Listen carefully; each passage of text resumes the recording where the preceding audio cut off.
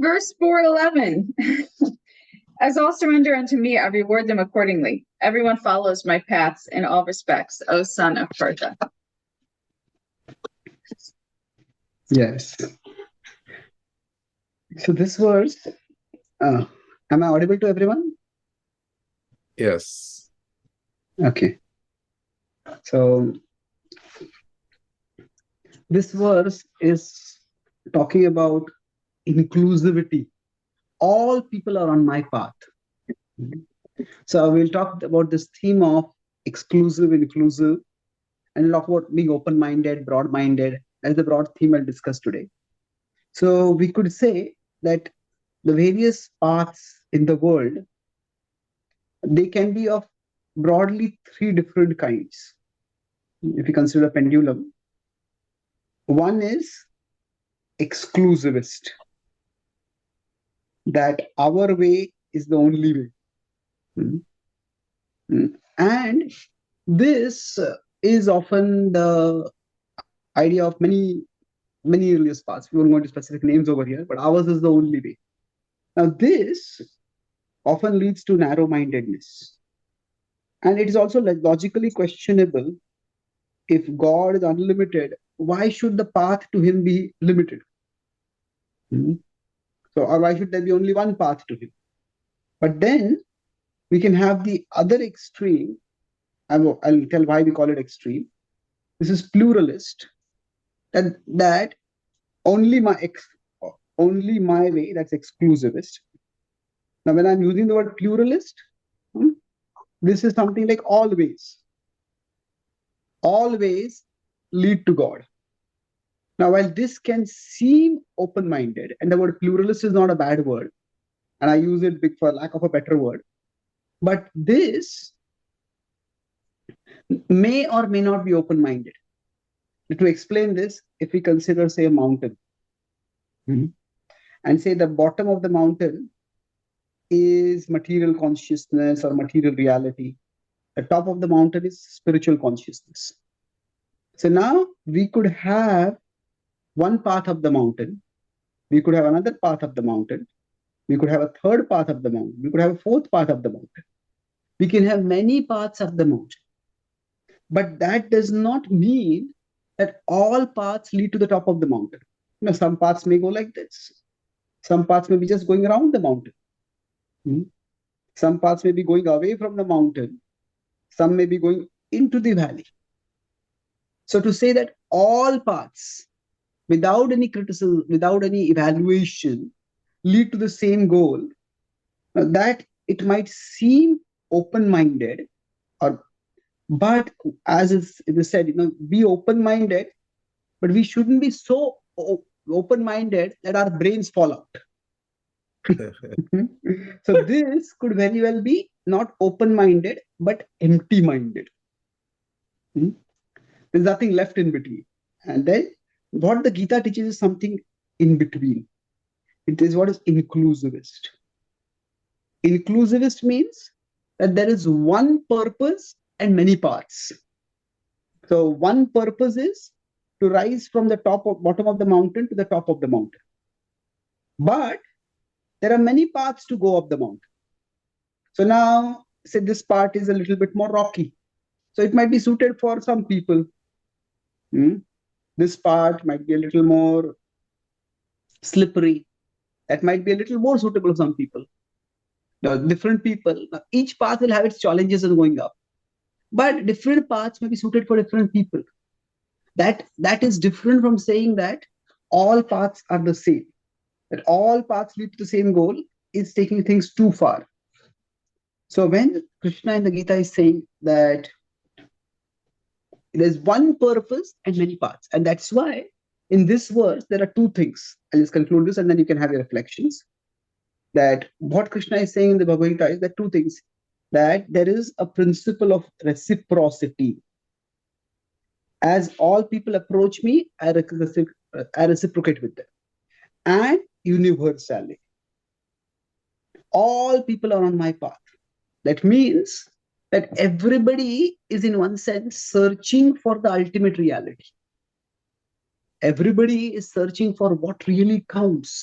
Now, they may not be consciously aware of what really counts, but they are all searching for that. So if you consider this to be like an ocean of water, and from here, there's slowly we're moving towards a desert. Hmm.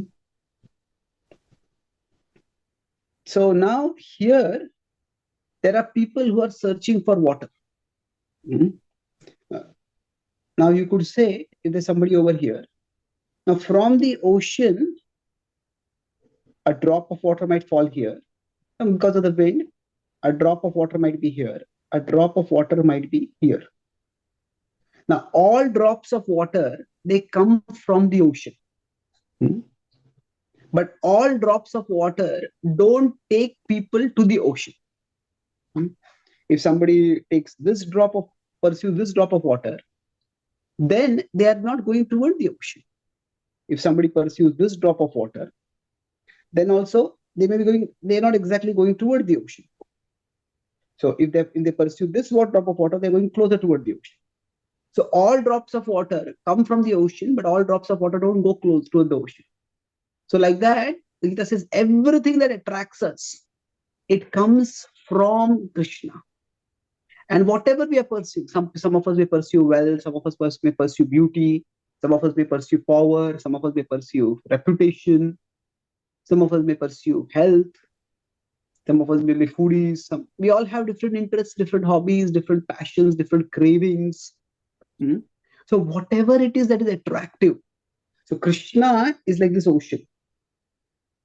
And these drops of water are like attractive things in the world. So all these drops of water, they are like the various attractive things in the world. And they all, in one sense, come from Krishna. But they all don't take us to Krishna. So reciprocity means that Krishna says that if somebody chooses to reciprocate with me, they will come closer to me.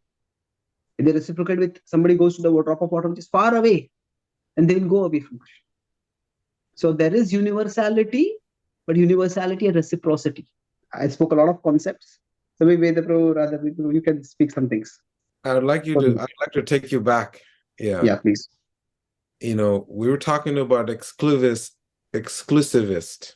Yeah. And inclusivists and pluralists.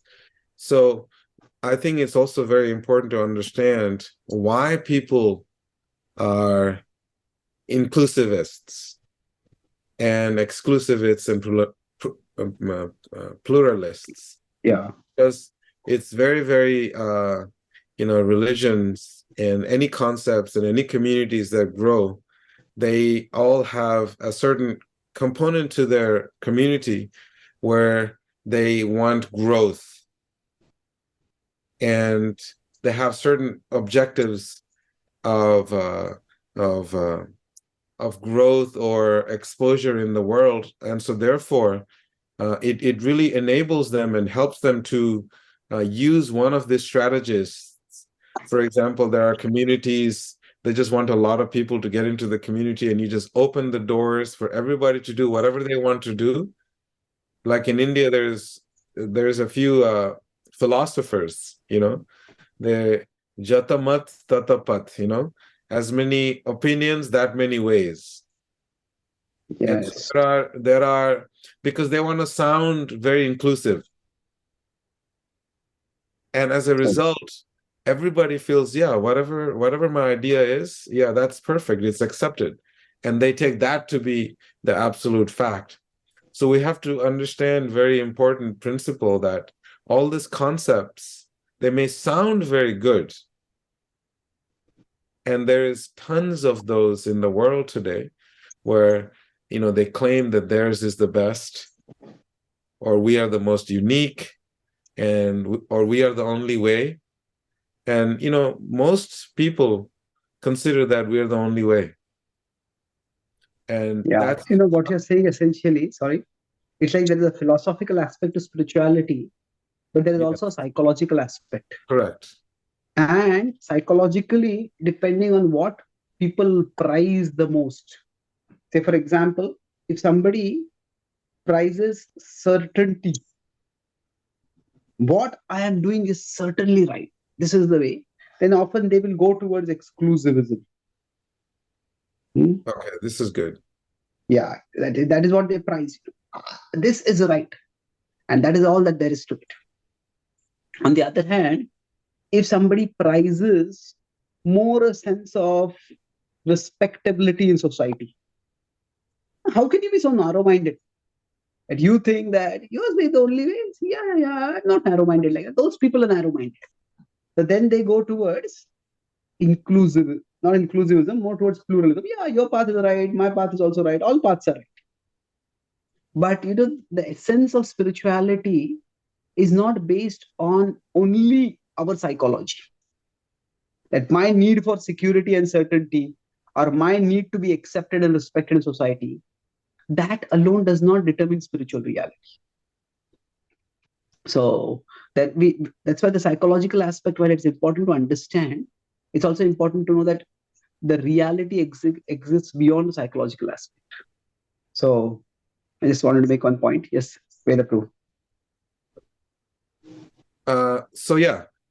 This was my biggest point, because I have noticed as we travel around the world and we encounter people, and so many people have so many different theories and so many different communities, and it's not covering the full basis of spirituality. It's covering mainly the psychological, and sometimes it's more emotional. So what Krishna in Bhagavad-gita is saying, how important it is to have a holistic understanding of what spirituality is. Yeah, this holistic aspect is so important, because we have to give up a certain level of certainty to accept that maybe other paths are also right. So in one sense, you could say, in between these two, what we have is humility. Humility is that, yeah, what I know is right, but that doesn't mean that only what I know is right. There may be what other people know also, that there could also be right in that. One of the greatest saints in our tradition, Bhaktivinoda Thakur, he is talking about his inclusive spirit in a beautiful way in one of his books called Chaitanya Charan, and he's paraphrasing him on the Bhagavad-gita. So he says, suppose we encounter a place of worship or a method of worship, and it's unfamiliar, it cannot be worship, unfamiliar form of practice or worship. So what do we do at that time? Do we become insecure? Oh, if these people are doing this, then does that mean I am wrong and I become insecure and I try to prove that they are wrong? That's how I get my security. He says no. He says two things. What we need to do is, we appreciate the divine more. And the divine God, whatever name we use for a divine, appreciate the divine that is so compassionate, that the divine is manifesting in this form which is appealing to these people. And so we appreciate the divines, you could say, magnanimity, compassion, outreach. So at the same time, this is what we dedicate to the divine as we know. That means that, oh, the divine is manifesting, that God is manifesting such a beautiful way to these people. I can't comprehend this, but it is that same one God who is manifesting. And therefore, my attraction to the divine as I know it is increasing. It's like if I'm climbing up the mountain from one side and somebody else is climbing up the mountain from another side, and the two of us have a discussion, and they are seeing something beautiful from here, I am seeing something beautiful from here. And just because they are seeing something beautiful from a different path, it doesn't mean I have to think, oh, my path is wrong, and therefore it doesn't mean that I have to go down all the way, I have to go up like this. It doesn't also mean that I have to pull them down, I have to get them down up my path. It just means that we appreciate that I am perceiving the divine from this way, and they perceive the divine from this way. So we appreciate that the law, that the divine has created this path which leads to divine, but I continue on this path. So this is actually amanina manadena. What Mahaprabhu teaches, respect others, but that doesn't mean we give up our path. So we can respect the path of others, and we can connect or dedicate ourselves to our path more. This is the spirit which can actually help everyone raise consciousness. Otherwise, we try to condemn other people's path, or we start giving up our path because we think, oh, okay, if that path is right, then how can mine be right? Maybe something is wrong with me. Can we go back to the top, the pendulum? Okay, so yeah. Yes. Because Radha Devi, if you want to contribute something, feel free. yes. Radha Devi, you want to go ahead or should I go? This is just something I appreciate so much about this path. Is to me, when I came in it, and correct me when I'm wrong, if I'm wrong, but I see it like the Veda, like this path. It's like if we want to get from A to B, this particular path provides us like a very detailed roadmap of how to get there, with like stop signs and stoplights and trees and landmarks, and it's like very detailed. Some other paths that I've experimented with have been a little bit more zoomed out, not so fine. So like when I'm making a turn, I don't really have my bearings or know where I am or why I'm doing it, but I'm doing it. And to me, that was harder than it was harder to really absorb and to put my whole heart into, because what it did is it left so many like holes in the landscape. So I was trying to read the landscape of knowing when to turn, what to do, but there was just too many apparent holes to me that it was difficult to progress. So I really appreciate in this path that how clearly defined it is and how much literature it is. It's telling you exactly what you're doing, why you're doing it, and it never loses touch of that main thing, which is love of God. Like we're always looking at that North Star, what we're trying to achieve. So that's something I really appreciated in this path. But I also feel like, I have a husband who's not a devotee. He's Catholic. And he's a great devotee. Yes, you're right. Thank you for saying that. I say that all the time, and I always get corrected.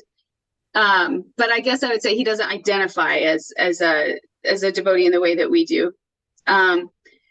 But we appreciate the levels that we can really connect on, which is like the values, kind of like Arjuna, the first chapter, his love for his family, his being compassionate, loving, really trying to like cultivate those traits, which Krishna points out is a crucial step in spiritual life, is to kind of imbibe those traits and work on those traits. So for my husband and I in our married life, we really view like our spiritual practice is working together to cultivate those traits in a healthy container of a relationship. And that's kind of our dual goal.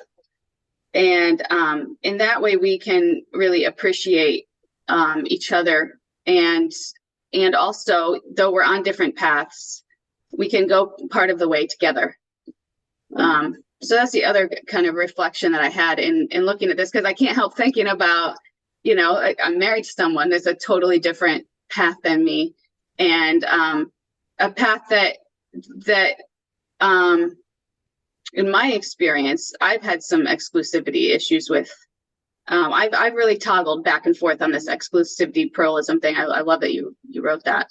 But anyway, so that's kind of how we kind of synergize and come together, and it's actually I've actually come to love Jesus more and appreciate his path more through that relationship. So thank you. You brought a very important point about universal values.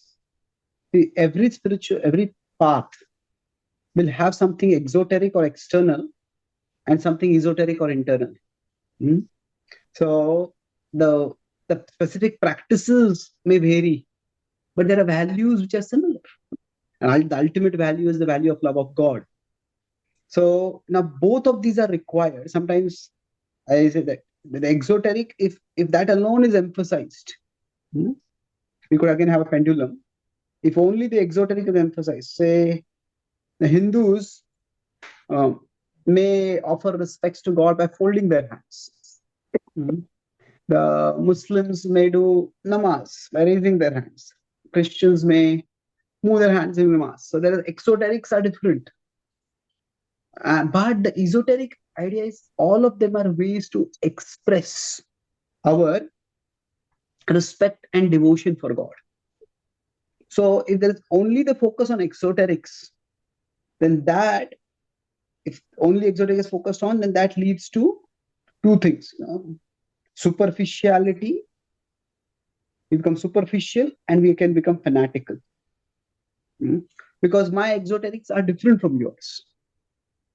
On the other hand, if there is only the esoteric, it's like, okay, internally I have love for God. But then, how is the internal expressed? The internal needs to be expressed. Otherwise, it just becomes very just merely in the head. It just becomes very conceptual rather than transformational. The esoteric plus exoteric, both are required. There is the esoteric, which is universal, and in our particular way, we may practice. So going back to the Bhaktivinoda Thakur's point, he is appreciating the exoteric essence that, it's the same God who is manifesting in a different way. And I appreciate that God who is manifesting. But exoterically, externally, this is the path I'm following, and I will continue to follow this path with greater devotion, with greater dedication. I think, yes, Vedaprabhu. Can we go back to the top pendulum and then we'll come back to the lower pendulum? I want to go to both pendulums because there's a lot of connection there. We see in the middle of the pendulum, inclusiveness means one purpose and many paths.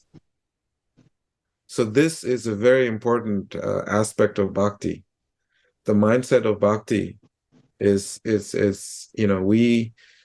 we have the ability when we cultivate bhakti to allow everyone the space and the room to grow in their own spiritual practices. So that's something that I find extremely valuable in the practice of bhakti when we get to the a purpose-driven life. And that means living a dharmic life. And if you go to the bottom of the pendulum, when you said exoteric and esoteric, for me, I like to make it simple for me. One is external and one is internal. One is the superficial aspect of life, and one is the internal transformation that happens. So we're talking about spiritual. One is the spirit and one is the ritual. And that's when you combine the spirit and the ritual, and if the action does not have any heart, it doesn't have much substance. So the action has to have heart. Or if you just have heart and have no action, it won't go very far either. So spiritual really means the combination of our internal and external expressions. And so for me, I'm just trying to make it simple for me, and for those of you out there who like things in a more simple way. I thought it was very nice that this concept is being presented, because there's a lot of emphasis on superficial aspects of spiritual practices in all religions. I've noticed that in Islam, in Christianity, in Judaism, in Hinduism, there's a lot of emphasis put on the superficial things. You got to dress this way, you got to eat this way, you got to talk this way. So there's a huge array of superficial emphasis in terms of cuisine, dress, lingo, and culture, which is fine, but it has to be combined with our internal factor, which is, where is our heart situated? how is the heart connected to the purpose of life? I love that you brought Yes.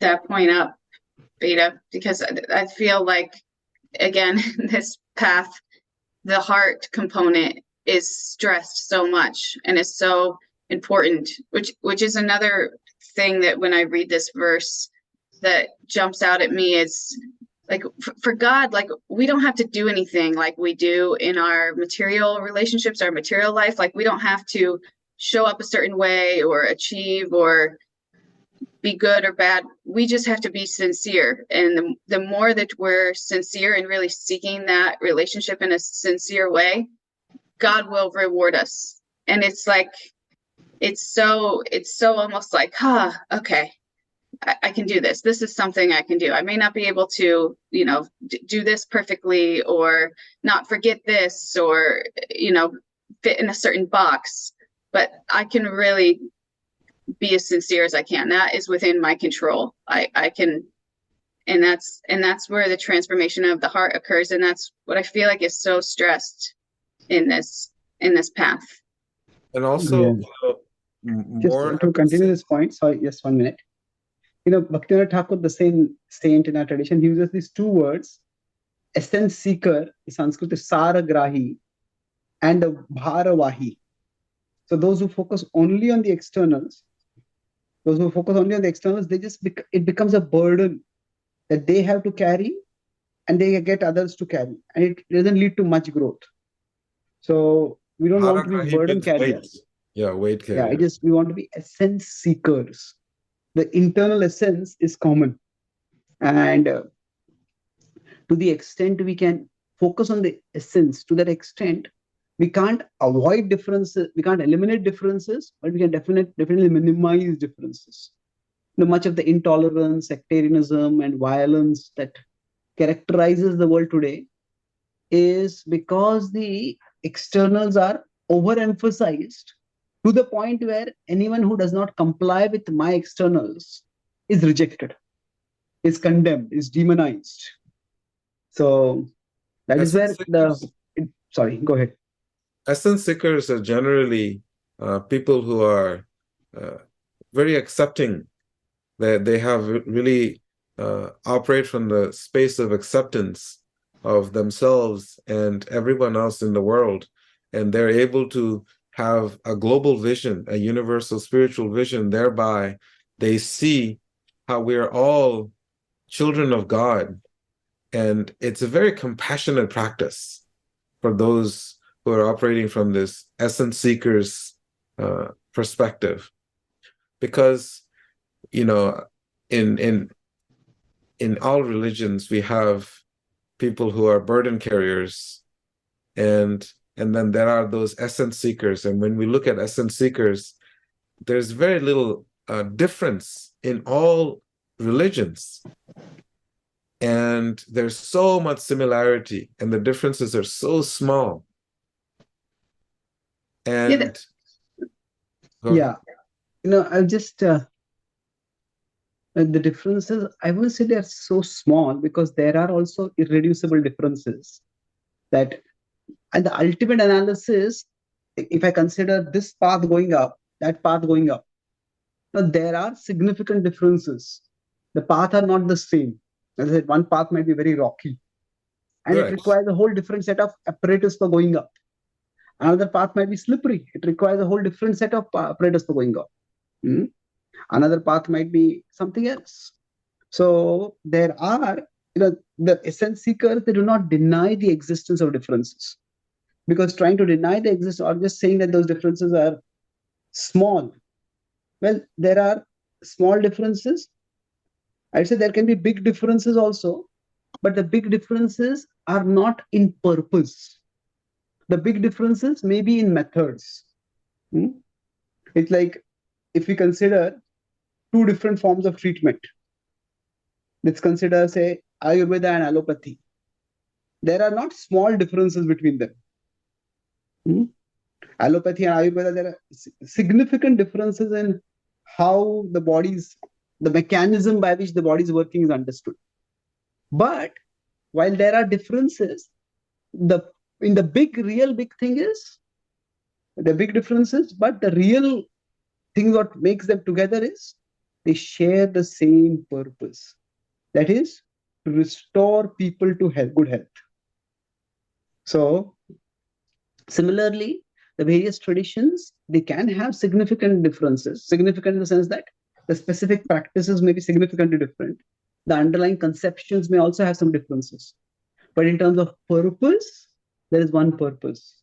That is the purpose is to say raise people, everyone from material consciousness to spiritual consciousness, from loving the things of this world to loving God.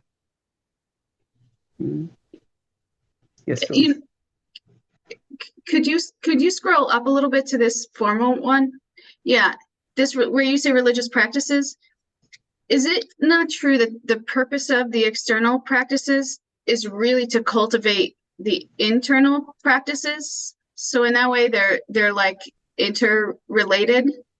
And I guess for me, like that was something that when I was talking earlier about those holes in the path, like when I was practicing the external practices and I didn't understand really why, it seemed like it wasn't very sustainable for me. It seemed like there was holes in the path. So then coming to realize that the entire purpose of the external practices is to build the internal essence, it was like kind of like an aha moment in life, such that like you could have like a priest in one religion practicing a ritual empty, just like with no real feeling, just kind of doing it just up there, kind of showing off how great he is, versus a priest in another religion practicing a ritual, a totally different ritual, but with a heart full of God. And what's most important, whatever religion it is, the one that's going to be closer to God is the one that has the biggest heart for it. Is that? Yes, that's a very nice way of putting it. If somebody's practicing ritual, the heartfelt practice is there, then they're actually getting closer. Then another ritual practice, which might also be meant for the same purpose. But if there is only superficial practice, then although that practice may itself be possible to take the person towards the essence, but that person may not be going towards the essence. The superficiality may stop them. Yes, so the essence is something which is shared by everyone. Definitely. Did I depict what you are saying clearly? Yeah, that's perfect. Thank you. Thank you. Yes. So if we were to recap, Prabhu, the whole thing. Oh, we have some time, Prabhu. It's 40 only till now. Oh, I thought there were some questions people were asking, so I thought we should sure, okay. For questions. So I'll just make one point, if you don't mind, about those differences. See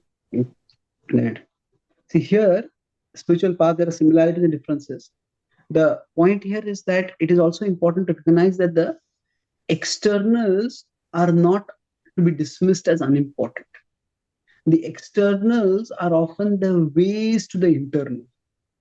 And for a particular person who has experienced the divine by a particular practice. So if this is the essence, in our tradition we call that essence as Krishna, other traditions may call other names. If I have experienced the essence through this path, then the externals are also important for me, because those externals are giving me the experience of the internal. And then to say that only the externals lead to the internals. So the problem is not when the externals are minimized. The problem is when the externals are claimed to be the sole way to the internal. That the external is important for me because this is my way to the internal. And in that sense, this is important. But when I cannot accept that there could be other externals which could also get to the same internal, the problem is not, that's why the point I'm making is the externals are not unimportant. The problem is when the externals are made the sole way, that this is the only way. So often fanaticism, what it means is, nobody wants to be fanatical. But in general, most people, even you ask them, they'll say, even if they're fanatical, they won't say I'm fanatical. But one way to understand fanaticism is what works for me is the only thing that can work for anyone. When that claim is made, that is when it becomes fanatical. If this works for me, that's great. But when I say that this is the only thing that can work for anyone, and if anybody is doing anything else, they are wrong, they are deviants, they are infidels, and they are condemned. So that is when it is a problem. So what works for me is a fine, okay part, but it is the second part. That is the problem. So fanaticism, so what works for me, let's respect that. Okay, it works for you, follow that. But then of course we have to consider what works for me means, and whether it's actually raising a person to higher consciousness. So the external is external in the sense that not that is unimportant, but the problem is we can always go towards two extremes. Again, I like pendulum, it's unimportant and all important,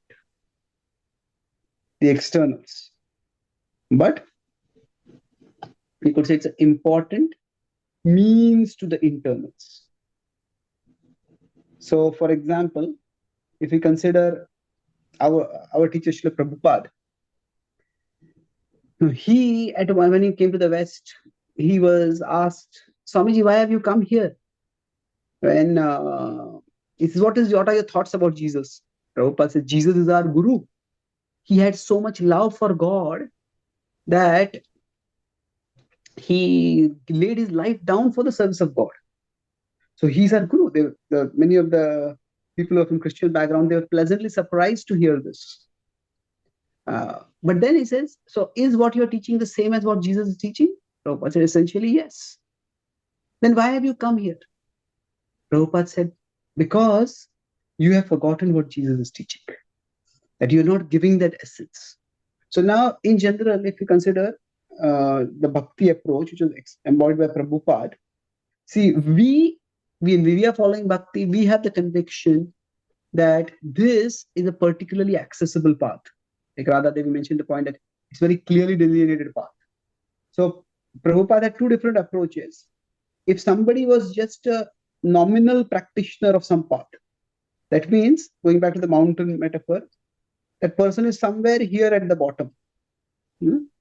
And they're just nominally belonging to, they're born in a particular religion, but they're not practicing it.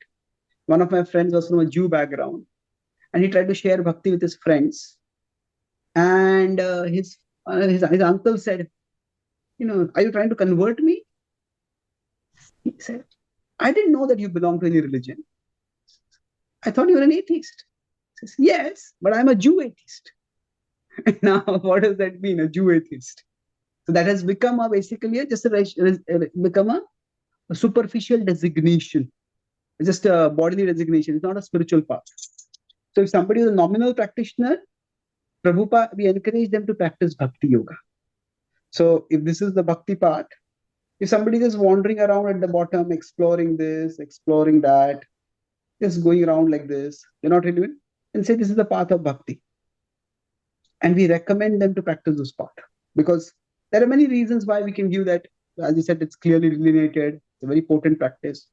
But if somebody is over here, somebody is already a dedicated practitioner, then the Bhagavad-gita doesn't say, oh, you have to come down all the way and now you have to come from here because this is the better way. What it says, the Gita can give guidance how somebody can go better up their path itself.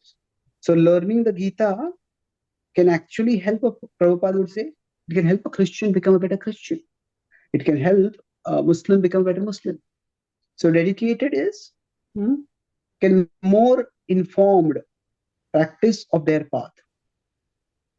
So that way, there is both a respect for other paths, and it is important for every practitioner to have that their path has a special place in their heart. And they would like to share their path, but not that they share their path by demonizing or demeaning other paths. Yes. Whether you want to, Radha, you want to contact something? Comment? So in this hill that you have, like if you scroll down, like in the first chapter, what I was talking about earlier, where like Arjuna is at that intermediate point, feeling lamentation for his family and feeling all those wonderful qualities of compassion and love. He would be like halfway up. Is that what you're saying? Which is something that you can get through the bhakti path or a different path. You can get there through different paths. But you're saying you could read the Bhagavad-gita and it can take you to the next step as well. It could take you to the intermediate step, but it can also take you fully up the mountain to love of God. Is that what you're saying? Yes, perfect. Yeah. So from wherever we are, I like to put the Gita's message, this message of inclusivity from your place, at your pace. Access the divine grace. Oh, that's beautiful. Did you make that up? Yeah, this is my rendering of 4.11. That's nice. All people are on my path. From your place, okay, wherever you are, and not some people may want to run up the mountain. They really want to go far. They don't care for anything else. That's the most important thing in their life. Other people, yeah, I want to go up, but maybe I don't know. I have other things in life that are also important for me. Okay, so you can go slower up at your pace. But the point is, raise your consciousness, access the divine grace. Yeah. So can you scroll up one more time to the one above that? And then one more. This one right here where you talked about the external and the pendulum. If you scroll one down. Yeah. So my interpretation of this is it's like we don't need to focus, we don't need to like categorize the externals as either important or unimportant. We merely need to work to understand the purpose and the context of where the externals are taking us. Yeah. Right?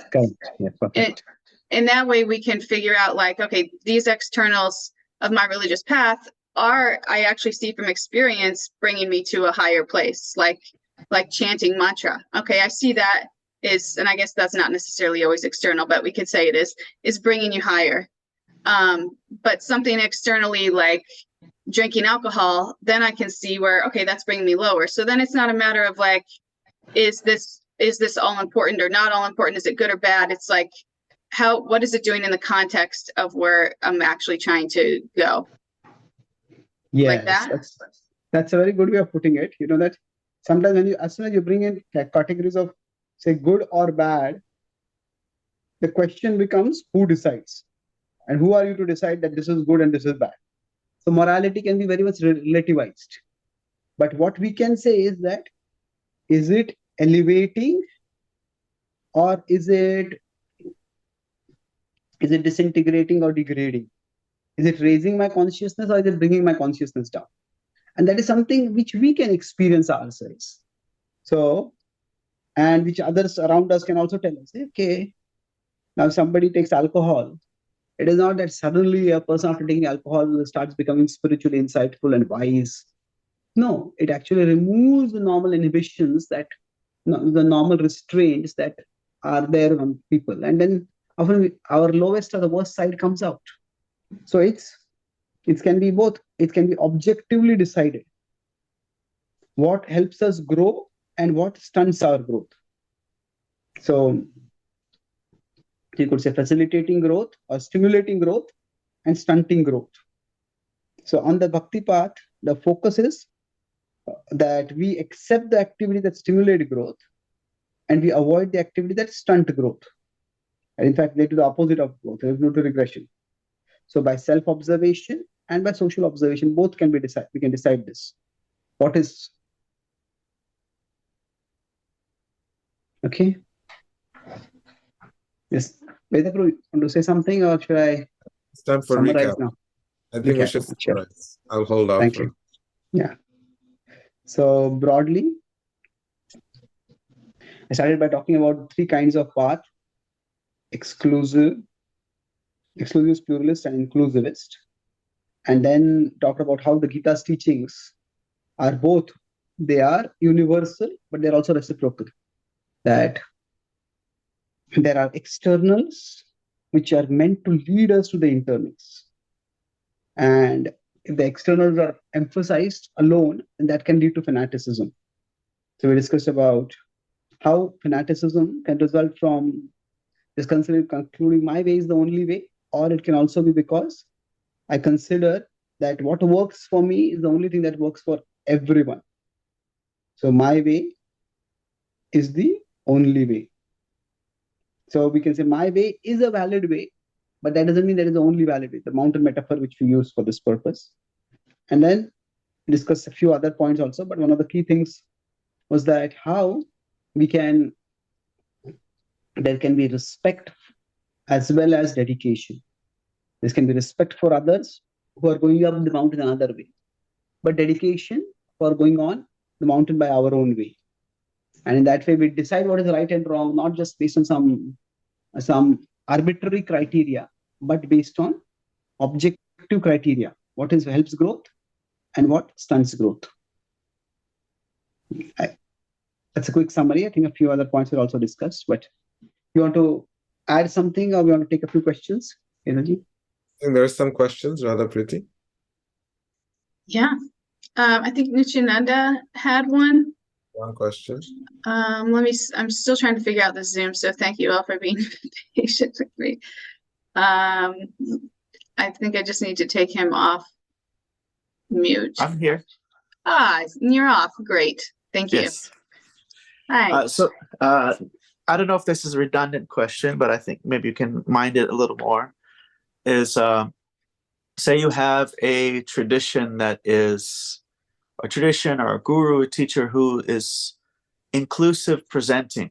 There's sometimes different religious traditions that will say, Krishna's a prophet, Muhammad's a prophet, Jesus is a prophet. But then when it comes down to it, they'll have their own sara, they have their own essence, their own vada or siddhanta or philosophy, which stands as the important or the essential kind of axiomatic focal point. And so how does this presentation of bhakti contrast to because you say, Krishna's a prophet, well then that, Krishna's not saying that he's a prophet, he's saying he's the Supreme Personality of Godhead. So in a sense there, it's not really, it's a inclusive presenting, but it's actually the concept is exclusive. So how would you contrast that? That we are also saying, it's all, we're inclusive, but then we have an exclusive essence or sara or purpose or philosophy. Yeah. Okay, so two things I would say that